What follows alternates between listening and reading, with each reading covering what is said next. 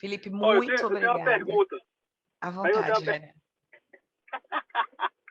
Essa semana aí viralizou um vídeo de uma moça, eu nem prestei muita atenção, na titulação dela, falando de modulação epigenética pelas dietas. Vocês viram isso, não? Não só Eu vi, vi. como meu consultório, o que eu escutei é fora do gibi. Ela Não, ia zerar os genes, né?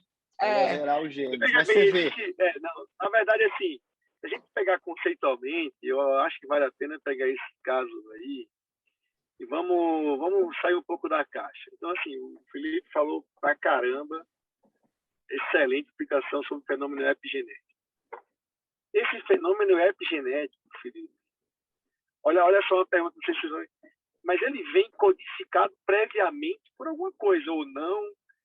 Esse fenômeno epigenético, ele tem alguma chance de sofrer uma alteração ambiental, que não seja dieta, mas, por exemplo, com a radiação?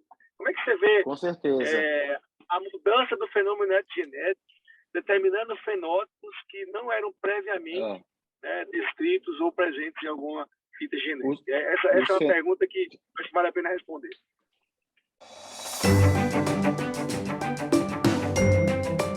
Os melhores papers publicados, interpretados a fundo por um time de especialistas em oncologia. Seja muito bem-vindo a mais um episódio do Clinical Papers Podcast.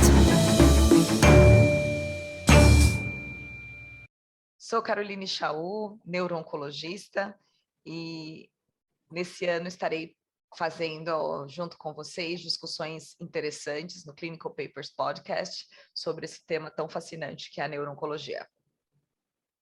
Olá a todos, eu sou Felipe da Almeida, eu sou patologista, trabalho no AC Camargo e também no DASA, e é um prazer estar aqui nessa nova temporada do Clinical Papers para a gente começar com esse tema que para a gente é tão interessante, que é a neuro-oncologia.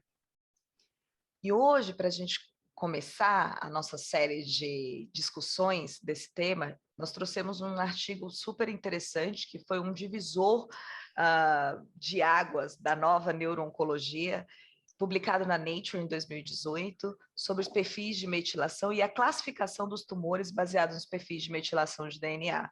Né, Felipe? Assim, foi um artigo que consolidou o que já vem num processo ao longo dos anos da neuro-oncologia para outros tumores de sistema nervoso central, como meduloblastoma, como pinealoblastoma, e agora a gente deixa isso claro, a importância de usar o perfil de metilação para formar e fundar um diagnóstico muito mais bem embasado.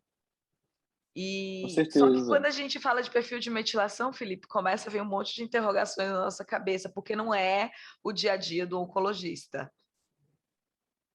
Com certeza, Carol. Ao meu ver e ao ver de muitos da comunidade científica, essa metodologia e essa publicação, ela chega a ser até revolucionária, porque pela primeira vez o grupo de Heidelberg, na Alemanha, eles estão mostrando para a gente como eles desenvolveram essa metodologia e como eles desenvolveram essa classificação, né, que é a metilação, que é um tema realmente que não faz parte do dia a dia da oncologia, principalmente da oncologia do adulto, né? Então, em linhas gerais, o que é a metilação do DNA? A gente está muito acostumado, mais acostumado a lidar com alterações genômicas da fita do DNA, ou seja, você tem uma mutação BRAF V600Z, você troca uma valina por um glutamato no códon 600. Você tem uma deleção do exon 19 do EGFR, você tem uma amplificação do EGFR, você tem a mutação L858R, você tem a mutação Carras G12C. Isso aí faz parte do dia a dia da oncologia, alterações genômicas, ou seja, alterações da sequência de nucleotídeos da base do DNA, pode ser uma mutação pontual, pode ser uma deleção, pode ser uma inserção, como, por exemplo, o exon 20 do EGFR. Isso a gente está muito acostumado. O que talvez a gente converse menos, né, e faz parte também dos fundamentos da biologia molecular, são as alterações chamadas epigenéticas. As alterações epigenéticas, elas regulam a expressão dos genes sem interferir na sequência de nucleotídeos. Existem vários mecanismos que fazem parte da regulação epigenética. dentre eles o perfil de metilação, as modificações de histonas e os RNAs não codificantes, como, por exemplo, os microRNAs. E dar um exemplo assim para ilustrar por que isso é importante. Por exemplo, vamos imaginar uma pessoa saudável que não tem nenhuma mutação hereditária. Vamos pegar um pedaço do fígado, um pedaço do rim, um pedaço do cérebro e um pedaço do pulmão e vamos fazer um whole genome sequencing de todos esses órgãos separadamente. O que a gente vai encontrar no whole genome sequencing? Qual a diferença entre eles? Nenhuma. São da mesma pessoa que não tem mutações hereditárias. Então, por que o pneumócito é pneumócito? Por que o neurônio é neurônio? Por que o hepatócito é hepatócito? E por que a célula tubular renal é uma célula tubular renal? Porque existem mecanismos que fazem com que alguns genes sejam expressos e outros genes não sejam expressos. É isso que faz as células serem diferentes. Por isso que boa parte do perfil de metilação fala também sobre a célula de origem. Então, além da aplicação que a gente vai comentar aqui, existem aplicações para determinação de sítio de origem de neoplasias metastáticas, de sítio desconhecido, por exemplo. Passando isso para as neoplasias, vamos imaginar, por exemplo, aqui 4 neoplasias distintas. A gente vai pensar aqui no melanoma, numa tricoleucemia, numa histocitose de células de Langerhans e num astrocitoma pilocítico supratentorial. Vamos fazer um sequenciamento dessas neoplasias. Todos vão ter mutação BRAF V600Z. Então, aquela mutação não vai ser definidora daquele fenótipo. O que vai definir aquele fenótipo? O que vai definir aquela doença? São outras alterações que envolvem os mecanismos epigenéticos, dentre eles o perfil de metilação. Então, é esse o conceito que embasa essa iniciativa como um forte classificador das neoplasias, Carol. E eu acho que o que é mais legal desse estudo é que eles construíram esse pensamento, vamos assim dizer, se embasaram nessa necessidade de explicar melhor esses tumores, porque a gente começou a ver que existia uma interface de mutações, porque quando chegou o NGS, a gente vamos extrair DNA e vamos ver todas as mutações que os tumores têm, a gente achava que tinha achado a chave do sucesso, né? Você tem uma mutação, usa aquilo ali para bloquear a mutação e, consequentemente, você vai tratar esse tumor. E no sistema nervoso central, a gente não via isso, né? Então, você via uma interface de mutações muito comuns.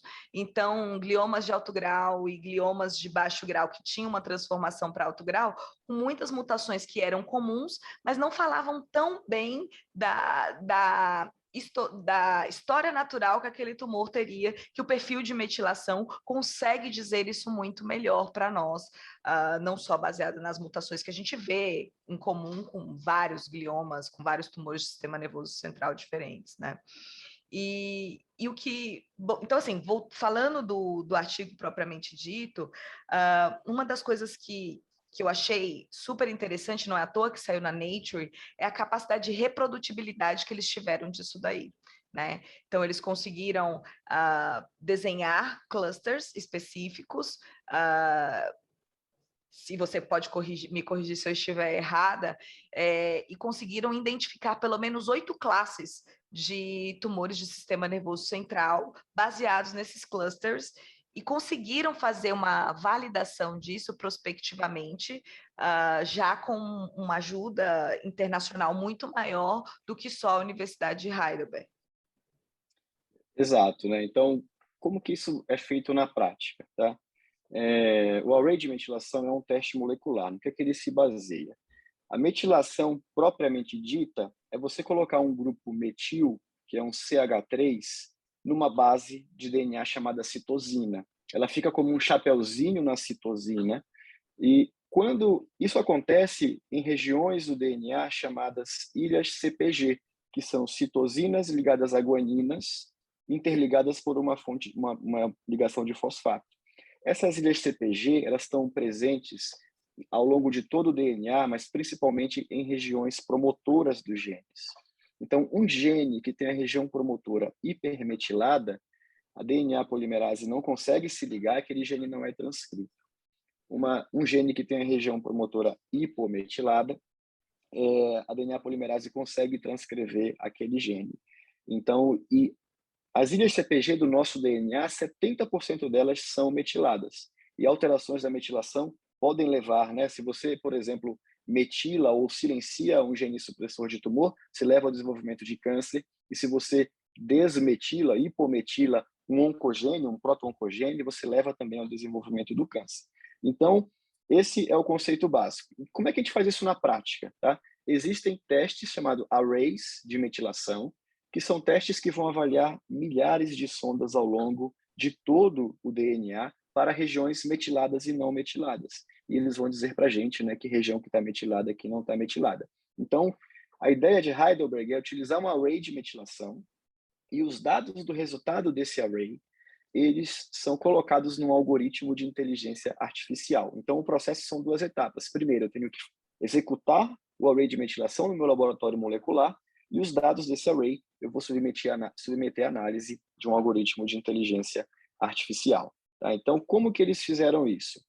Eles começaram com a construção de uma coorte de referência. Então, primeiramente, eles tiveram que ensinar para o computador o perfil de metilação dos tumores cerebrais. Então, eles tiveram que dizer para o computador, olha, eu rodei o array aqui de glioblastomas. Esses são os dados da metilação do glioblastoma.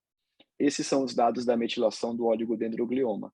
Esses são os dados da metilação do astrocitoma pilocítico. Mas isso eles também já tinham uma base de dados baseada nas mutações que a gente já sabia que eram mais comuns nessas classes específicas, baseadas na RU. Isso, eles deram com base no diagnóstico histopatológico, molecular, quando disponível, e ensinaram para o computador. E é interessante que na construção, você dá os dados para a máquina e fala para a máquina assim, por favor, agrupe os parecidos e separe os diferentes. Então, muitas vezes a máquina fala assim, olha, esses 100 que você me deu como glioblastoma, 95 realmente são muito parecidos, são glioblastoma, mas tem 5 aqui que são diferentes, eu acho que é outra coisa. E a máquina começa a construir essas classes de referência, o que é muito interessante. Então, como eles começaram? Eles começaram com 76 entidades histopatológicas, eles incluíram os tumores cerebrais, mas eles incluíram também tumores mesenquimais, melanoma, linfoma difuso de grandes células, plasmocitoma e adenomas hipofisários. E para representar também o efeito do microambiente no perfil de metilação, eles utilizaram 47 amostras de tumores que tinham uma grande quantidade de inflamação, né? E também para ter um parâmetro do que é o normal, eles utilizaram 72 amostras de 7 regiões não neoplásicas do sistema nervoso central. Então, eles pegaram córtex frontal, cerebelo, hipotálamo, gânglios da base, etc. E terminaram a corte de referência com 2.801 amostras e 91 classes de metilação. E aí o computador construiu esse gráfico com essas classes de referência. Isso lá em 2018. Né? Hoje, que esse algoritmo já evoluiu, existem mais de 100 classes de referência e mais de 60 mil amostras já fazem parte desse classificador. A partir daí, eles tiveram que construir um modelo matemático, um algoritmo de inteligência artificial que permitisse, assim, coloca uma amostra nova para você. Então, você vai ter que me dizer em qual classe da corte de referência essa amostra se parece. Então, eles utilizaram várias formas de cálculo matemático, utilizaram o algoritmo em si é um random forest, que é um modelo de bioestatística que usa decisões binárias. Então, como eles fazem? Quando você coloca o arquivo no algoritmo, ele vai analisar as 20.000 sondas de metilação mais diferencialmente expressas, e para cada uma dessas 20.000 sondas, eles vão fazer 10.000 árvores decisórias. Então, o computador vai pegar a primeira sonda e vai votar. Ele vota e fala, olha, essa aqui é um padrão de oligodendroglioma. E ele vai fazer isso para todas as sondas. E no final isso vai dar um score. Então eles conseguiram converter esse score no chamado score calibrado, que vai de 0 a 1. E sempre que esse score calibrado é acima de 0,9, você pode dizer que aquilo é um match para aquela classe de metilação. Então, por exemplo, eu recebi uma biópsia, faço o array de metilação, coloco isso no algoritmo de inteligência artificial e ele me dá um score de 0,95 para a classe de metilação xantoastrostoma pleomórfica. Isso é um match. Então, assim, é 95% isso com uma sensibilidade muito alta, né? Assim, não só uma sensibilidade, mas uma especificidade também muito grande. E como só aproveitar o gancho e fazer uma pergunta para você que é patologista, né? A gente teve alguns casos em comum, mas então vou aproveitar e fazer. Você pega um resultado que diferencia um pouco do seu HE, né? Como associar essas duas informações? Então, você viu um tumor, você acha que aquilo é um ganglioma, por exemplo, e vem o resultado que aquilo é um xantoastro. Como que você interpreta? A sua sensibilidade do perfil de metilação é maior do que o que você vê ali no HE?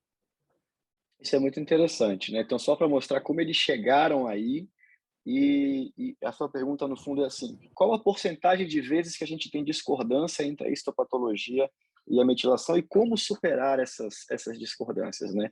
Então, eles estimaram pelos cálculos dos resultados que o algoritmo dava a margem de erro. Então, a margem de erro, uma forma de resultado chamada resultado raw score, que era um resultado bruto, era uma margem de erro de 4,89%. Utilizando outra forma de cálculo, a margem de erro era de 4,28%. Então, aí que eles fizeram análise de sensibilidade e especificidade, usando essas duas formas de cálculo, e utilizaram um ponto ótimo, que a área sobre a curva ROC era de 0,99. Então, é muito alto a sensibilidade e a especificidade se o score calibrado é acima de 0, igual ou maior a 0,9. Então, se você tem um score calibrado maior ou igual a 0,9 para uma classe de metilação, mas o diagnóstico histopatológico era divergente, você tem que sentar, rever a histologia, rever a imagem, rever a clínica, e na maioria das vezes a classe de metilação leva a um novo diagnóstico integrado. Então, aí eles tiveram que validar isso, falar, olha, isso funciona aqui no meu centro, né? Aqui onde eu faço dá certo, mas será que vai dar certo para todo mundo? Então, vamos convocar outros centros para submeterem suas amostras, é aí que veio a coorte de validação. Então, na coorte de validação, eles começaram com 1.155 casos, com 64 diagnósticos histopatológicos diferentes, e desses 1.104 tinham material de DNA suficiente para análise de metilação, né? Isso é uma outra 88... dificuldade que a gente tem, né? A quantidade de material para a gente conseguir, porque acaba sendo um pouco mais do que a gente vê de um NGS simples, né? Isso. A gente precisa, para garantir um resultado ótimo do array de metilação, de fazer um input de pelo menos 250 microgramas de DNA, tá? Isso comparado, por exemplo, com o NGS, onde você consegue trabalhar com 50 microgramas, às vezes com 30 microgramas. Não que seja impossível fazer o array com menos de 250, mas você diminui a probabilidade de acerto daquele array. E o que é muito importante que você falou, né? Então, o que a gente depende? A gente depende, mais uma vez, de uma boa amostra. A gente precisa que o procedimento cirúrgico tire material suficiente, que sejam utilizadas metodologias que garantam que esse material esteja preservado, ou seja, diminuir a utilização de cautério, diminuir a utilização de aspirador para a neoplasia em si, mandar esse material para a patologia, preferencialmente num centro que tenha biorepositório, que você congele uma parte daquele tumor e a outra você embloca em parafina, para você garantir isso. Então, mesmo na corte de validação, 88% dos casos que tiveram um resultado com match, com score calibrado acima de 0,9, 12% não tiveram match. Tá? Por que isso acontece? O que não está match, ou porque realmente a amostra não tem um DNA de qualidade, ou porque aquela amostra é uma amostra que ainda não está, é tão rara aquela neoplasia que ela não está prevista no algoritmo original. Então, à medida que você vai fazendo mais amostras e vai encontrando outras amostras que não dão match nas classes pré-estabelecidas, muitas vezes se estabelecem novas classes de metilação. Então, desses que deram match, Carol, que foram 977 casos, 76% foi só uma confirmação já do diagnóstico histopatológico. Então, a histopatologia concordou com a metilação em 76%. 12% estabeleceram novos diagnósticos. Então, em 12% você revia o diagnóstico histopatológico e realmente a metilação tinha fundamento. Foi o diagnóstico integrado considerado. E o restante, eles tinham um perfil de metilação que foi considerado inadequado, ou talvez por algum defeito do próprio algoritmo. Isso vem sendo melhorado. Hoje em dia a gente está na versão 12.5 do algoritmo, ele tem muito mais classes e é muito mais preciso. Então, o que acontece? Quando você tem um resultado, então, isso tem que voltar para o patologista e ele tem que fazer um diagnóstico integrado. Por exemplo, um exemplo prático, né, que a gente pode ver, um tumor com um diagnóstico de ganglioma desmoplásico infantil, faz um teste de metilação e dá um match para xantoastrocitoma pleomórfico. Vale a pena rever, porque são morfologias que podem se sobrepor. E o patologista tem que pensar, será que faz sentido isso? Vamos fazer algum teste complementar para verificar se esse diagnóstico está certo? E, por exemplo, se você acha que uma mutação de BRAF e deleção de CDKN2A, faz mais sentido que realmente isso seja um xantoastrocitoma pleomórfico. E o que é legal, assim, é que não é uma exclusão, você não vai deixar de fazer os outros testes, né? A gente ainda precisa de integração de informações, então não é, o perfil de metilação não vem para excluir o NGS, pelo contrário, é uma ferramenta a mais, mas eu acho que democratiza mais o diagnóstico. Então, você tem patologistas que não são especializados em neuro, a gente tem uma dificuldade de super especialização na maioria dos centros do mundo, não é só no Brasil, isso nos Estados Unidos também acontece, e o que acabava acontecendo? Você fazia mais lâminas, mandava para o outro centro, fazia mais imunistoquímica, acabava que você precisava de um patologista muito bem integrado também com o oncologista para tentar ver se aquela imunistoquímica que estava sendo solicitada fazia sentido. E quando você manda isso para o perfil de metilação, você facilita a vida do patologista também, né? Principalmente patologistas que não são especializados especificamente em neuro. Então, a minha pergunta para você que é patologista, assim, você acha que o material para ser feito, a gente está nessa discussão, né? Você ter um centro que consiga te dar essa informação para você subir esse algoritmo e fazer essa leitura, isso é viável em centros menores? O custo é muito grande ou não? Que eu acho Você que está no mais na prática Brasil, do que eu.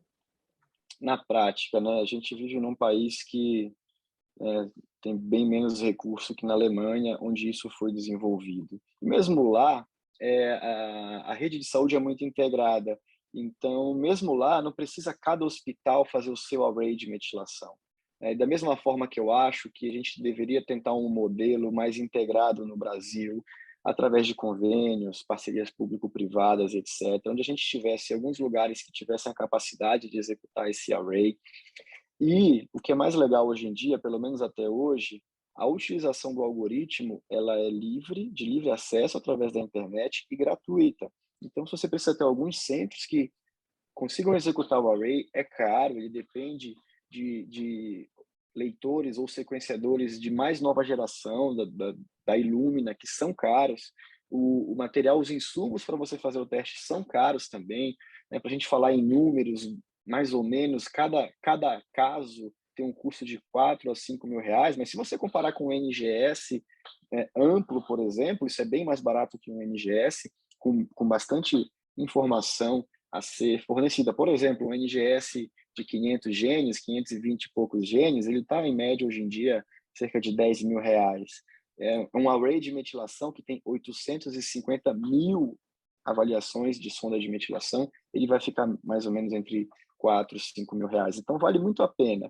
Não acho que precisa ter todo lugar, eu acho que a gente poderia ter uma rede que pudesse fazer isso e que a gente pudesse ajudar os colegas, como você falou. Você está num lugar que não tem muito recurso, mas você tem como fazer um HE, você fez o HE, viu com uma neoplasia de alto grau glial, então, e não tem imunistoquímica, então valeria a pena fazer o perfil de metilação. Às vezes vem um perfil de metilação de uma entidade, como um xantoastro, que pode ter alterações-alvo, como de BRAF, NTRK, ALK, etc., e você já direciona aquilo para o sequenciamento adequado e dá uma oportunidade de tratamento, além do diagnóstico correto para aquele paciente. Isso, com o passar do tempo, provavelmente vai baratear, até porque a ideia é que tenha um volume em centros que consigam fazer isso numa qualidade maior, porque você coloca a inteligência artificial entrando no nosso dia a dia, né? Você aumenta a sensibilidade e a especificidade do seu diagnóstico, e aí você não precisa sair fazendo NGS para todo mundo também, né? Então, assim, eu pego muito paciente de segunda opinião e eu costumo pedir muito NGS, né? muitos, não para fechar diagnóstico, assim, eu sou bem servida de patologista, graças a Deus, mas muitos para você conseguir ver se existe algum tratamento a mais. Mas você não precisa fazer isso para todo mundo, né? Então, você tendo um perfil de metilação um pouco mais viável economicamente, você consegue fechar seu diagnóstico, saber que aquilo ali é um glioblastoma, lato sensu mesmo, no sentido que ele é IDH selvagem, que ele tem uma amplificação de EGFR, e olhando essa entidade, você não vai fazer um NGS, porque você sabe que a chance de ter qualquer mutação diferente é muito pequena, é zero, basicamente, entendeu?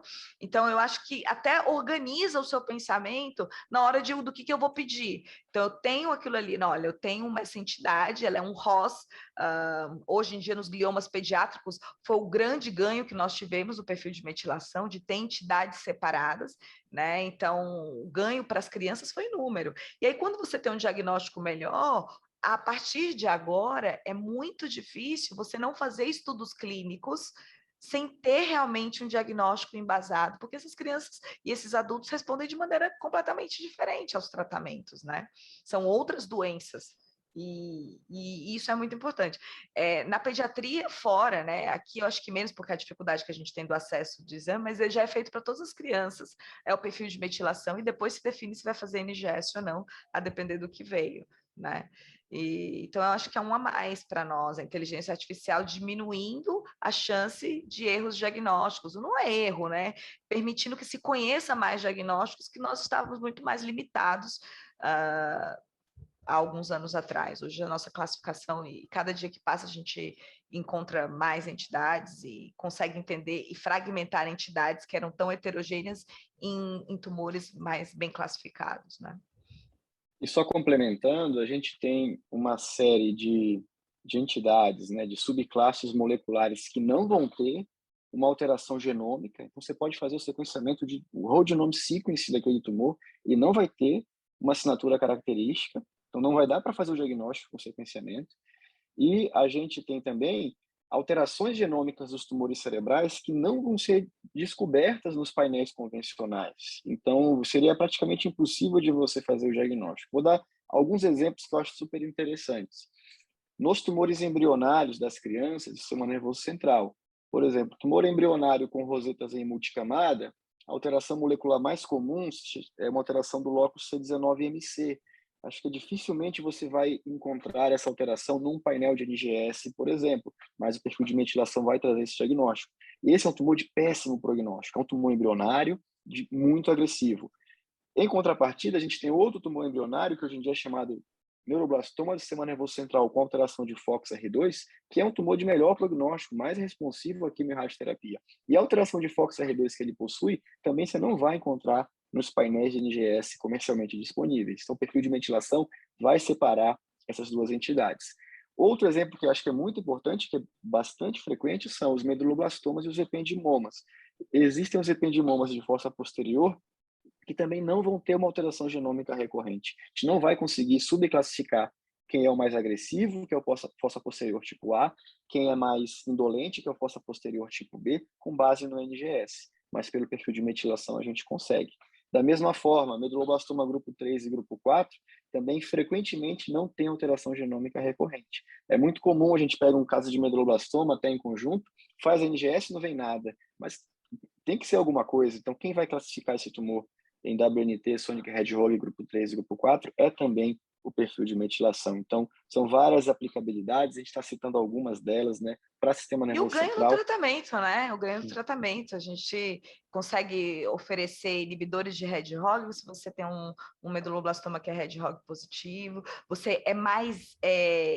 Hoje em dia, todos os trials para meduloblastoma, eles levam em consideração a classificação de metilação, porque você é mais intenso na adjuvância quando você tem um grupo 3 e um grupo 4. Você faz 8 ciclos de químio, enquanto num inglês você vai fazer 2 a 4 ciclos de quimioterapia, né?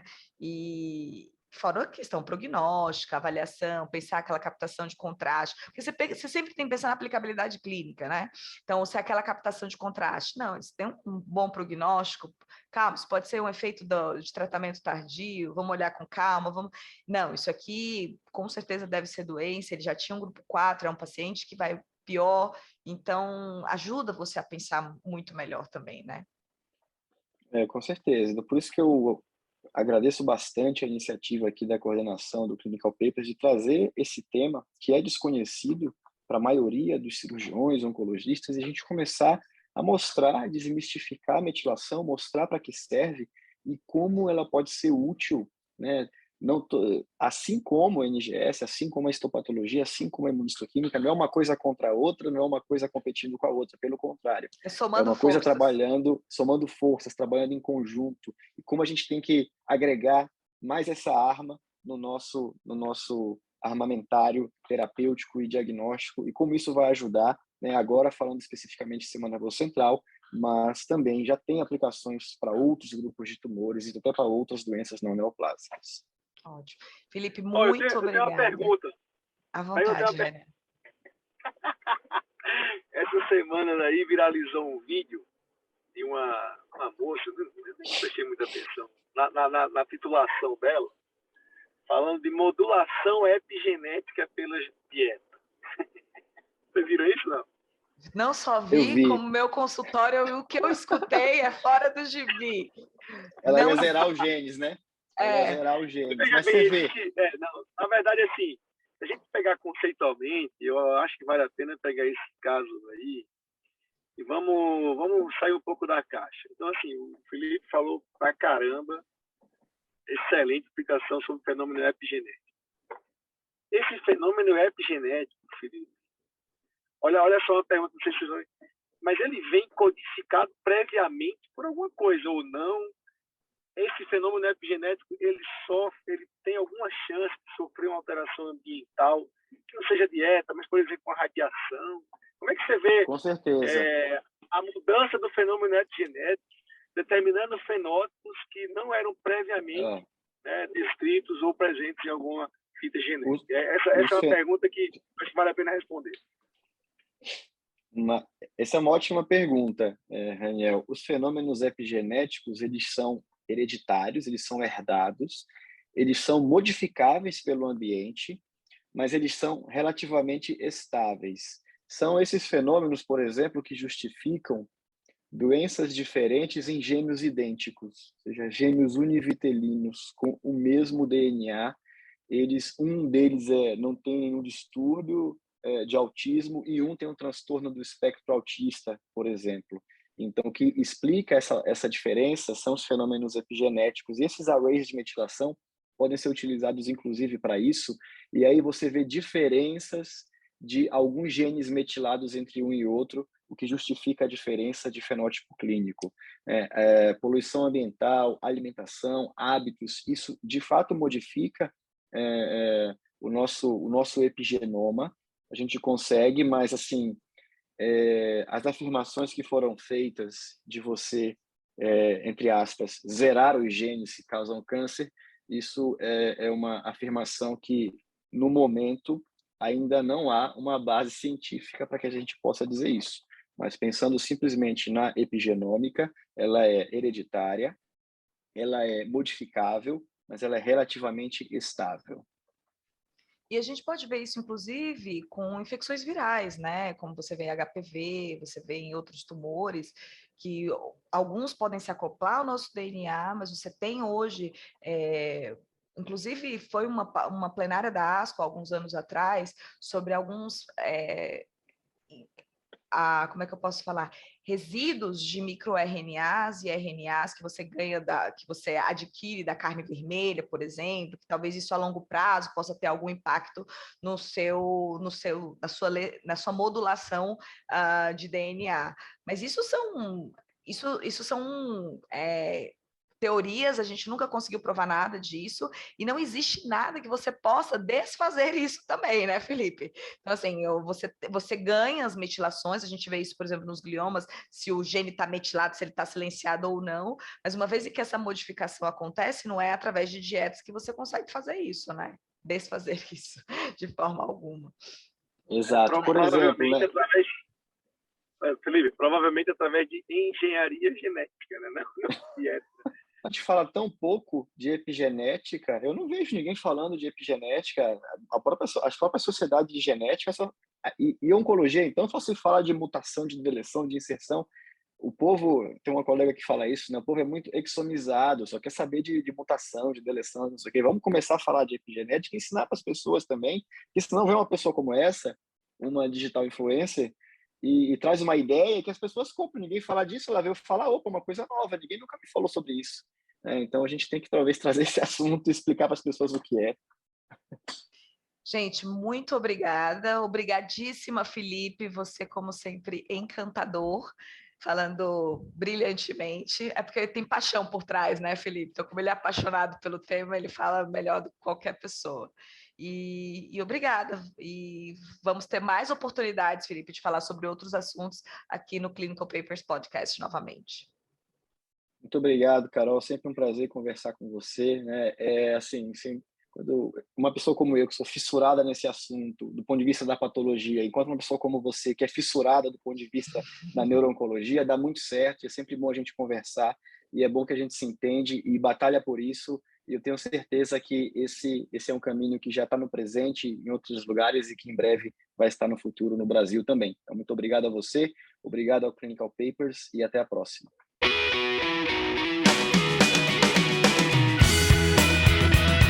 Você ouviu Clinical Papers Podcast. A medicina que você faz hoje pode não ser a de amanhã. Mantenha-se atualizado com o Clinical Papers Podcast.